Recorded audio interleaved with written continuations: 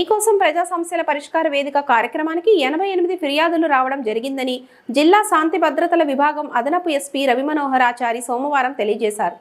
ఈ సందర్భంగా ఆయన మాట్లాడుతూ జిల్లా ఎస్పీ కార్యాలయానికి జిల్లా నలుమూలల నుండి ప్రజా సమస్యల పరిష్కారం కోసం వికలాంగులు, వృద్ధులు, మహిళలు సమస్యలను సత్వరమే సమగ్ర విచారణ చేపట్టి పరిష్కరించాలని కోరారు. అలాగే జిల్లా పోలీస్ కార్యాలయానికి రాలేనటువంటి ప్రజలు జిల్లాలోని పోలీస్ స్టేషన్లో ఆయా సబ్ డివిజన్ పరిధిలో కానీ సర్కిల్ కార్యాలయంలో ఫిర్యాదు చేయవచ్చు అన్నారు. 88 ఫిర్యాదులు రావడం జరిగిందని వివరించారు. వాటిని సంబంధిత పోలీస్ అధికారులకు అప్పగించి సకాలంలో పరిష్కార మార్గం చూపాలని ఆదేశించడం జరిగిందన్నారు.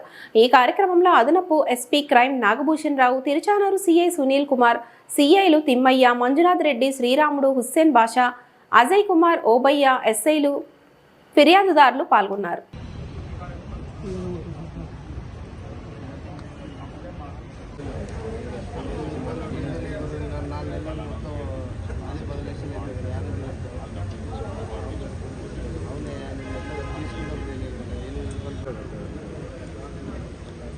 మార్చిలో మా అన్న ఊరికి అప్పుడు 2 రోజులు అందరి కోర్సు చేస్తే ఆ 2 రోజులకు సంబంధించిన డబ్బులు పూర్తిగా ఇచ్చేసారు అందరికీ.